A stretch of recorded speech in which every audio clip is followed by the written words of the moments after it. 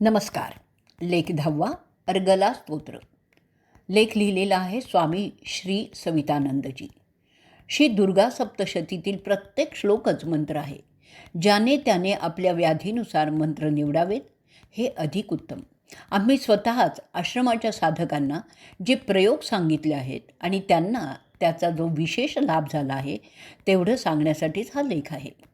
अर्गला स्तोत्र अर्थासह नीट वाचलं तर लक्षात येईल की त्याच्या प्रत्येक श्लोकात काही ना काही भौतिक कामना इच्छा व्यक्त केलेल्या आहेत आणि त्या अनुषंगाने देवी भगवतीचं विशेष नामही निवडलेलं आहे. त्यातील एका विशेष श्लोकाविषयी अल्पशी चर्चा आपण करूयात. श्लोक क्रमांक 16. विद्यावंत यशस्वंत लक्ष्मीवंत जनक कुरुः. विद्यार्थ्यांसाठी, अपयशी व्यक्तींसाठी आणि धनार्थासाठी हा श्लोक अतिशय महत्त्वाचा आहे. अष्टलक्ष्मी हा शब्द तर सर्वांना माहितीच आहे, पण शास्त्राचा अधिक सूक्ष्म विचार केला तर षोडश लक्ष्मीचा पण उल्लेख आहे. विद्या पण लक्ष्मीचंच एक रूप आहे, पण त्याचा उल्लेख अष्टलक्ष्मीत नाही. लक्षात घ्या, या श्लोकाचा क्रमांक 16 आहे. पहिल्या चरणात अक्षरे पण 16च आहेत. लक्ष्मी पण षोडशच आहे. श्रीसूक्तात पण फलश्रुतीचे मंत्र सोडले तर श्रीचे स्तुतिमंत्र पण 16च आहेत. या श्लोकाच्या संपुटासह संपूर्ण पाठ वरील तिन्ही अर्थार्थींना अतिशय लाभदायक ठरतो. ज्यांना संपूर्ण पाठ म्हणणं शक्य नाही त्यांनी आठवड्यातून एकदा, शक्यतोवर बुधवारी, छोट्याशा अग्निपात्रात अग्नी पेटवून वरील श्लोक म्हणत गायीच्या शुद्ध तुपाच्या 16 आहुती दिल्या तर त्या व्यक्तीच्या मनोकामना पूर्ण व्हायची शक्यता खूप वाढते. 100% खात्रीने अशासाठी सांगता येत नाही की अशा उपासनेने मंद किंवा मध्यम प्रारब्ध भोग बदलून लाभ होऊ शकतो का ते. तीव्र प्रारब्ध भोग मात्र भोगावाच लागतो. उपासनेने पण तीव्र प्रारब्ध बदलत नाही, ते भोगावंच लागतं. ही गोष्ट नीट आणि कायमची लक्षात ठेवावी. रामकृष्ण मठ नागपूरचा दीक्षित, तरीही व्यक्तिगतरित्या आमच्याशी जुळलेला एक साधक, पोटातील तीव्र वेदना म्हणून दवाखान्यात 3 दिवसांपासून दाखल केलेला. त्या 3 दिवसात डॉक्टरांनी त्यांच्या पद्धतीने सर्व काही तपासण्या केल्या. रक्त, लघवी, सोनोग्राफी, CT स्कॅन, MRI वगैरे वगैरे सर्व काही. पण पोटदुखीचं निदान काही होईना. वेदना मात्र तीव्र. वेदनाशामक औषधं, इंजेक्शनचा पण फारसा परिणाम झाला नाही. त्याच्या पत्नीने संध्याकाळी फोन केला. आम्ही तिला म्हणालो, बेटी, तुझ्याकडे श्री दुर्गा सप्तशती म्हणजे चंडीपाठचं पुस्तक आहे. त्यात अर्गला स्तोत्रात 17वा श्लोक आहे. प्रचंड दैत्य दर्पघ्ने हा श्लोक पहा. साबणाने हात स्वच्छ धुऊ, स्वच्छ रुमालाने पुसून घे, एका पेल्यात पाणी घे, त्यात उजव्या हातांची 2 बोटं म्हणजे तर्जनी आणि मध्यमा पाण्यात बुडव. वरील श्लोक 108 वेळा म्हणून ते पाणी त्याला प्यायला दे. त्याप्रमाणे तिने केले. 3 तासातच वेदना शमन झाल्या. त्याला रात्री शांत झोप लागली. सकाळी पुन्हा एकदा तोच प्रयोग केला. पूर्णतः वेदना शमल्या. त्याला त्याच दिवशी संध्याकाळी दवाखान्यातून रजा पण मिळाली. 6 फेब्रुवारी 2020 डॉक्टर हेमंतभाई द्विवेदी आश्रमात आले.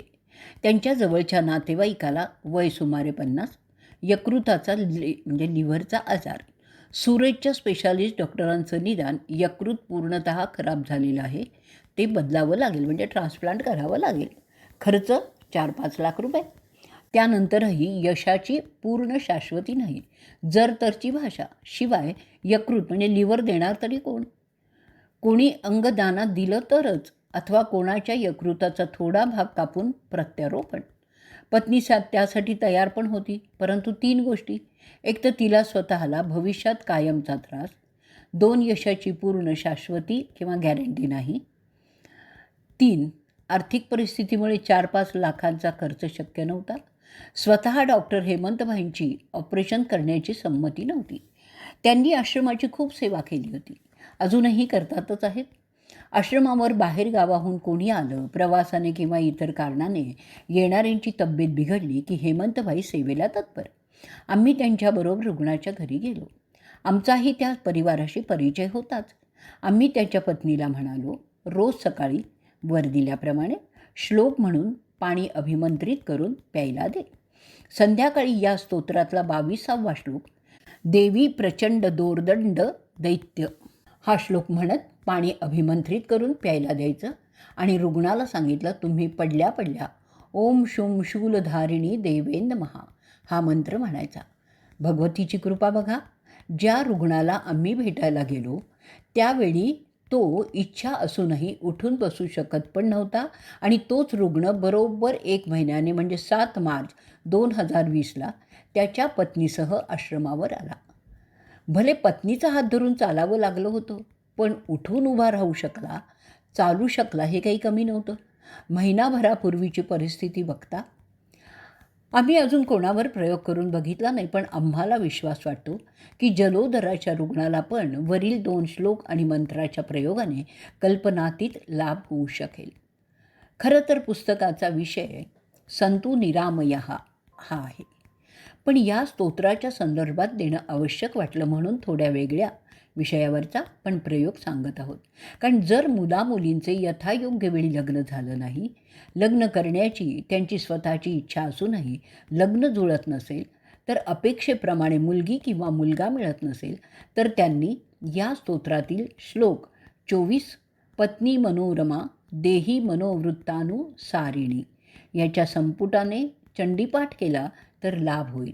निदान संपूर्ण अर्गला स्तोत्र एकदा म्हणून वरील श्लोक रोज निदान 27 वेळा तरी म्हणावा. लग्नोत्सुक मुलींनी वरील श्लोकात संस्कृतच्या जाणकाराकडून योग्य तो बदल करून घ्यावा. जसे पत्नीऐवजी पती, मनोरमाम ऐवजी मनोरमम, म्हणजे जिथे स्त्रीलिंगी शब्द आहे तिथे पुल्लिंगी शब्द करून व्याकरणाच्या दृष्टीने शुद्ध करून श्लोक म्हणावा आणि स्तोत्रही म्हणावं. इथेच आपण आजचा आपला लेख पूर्ण करणार आहोत.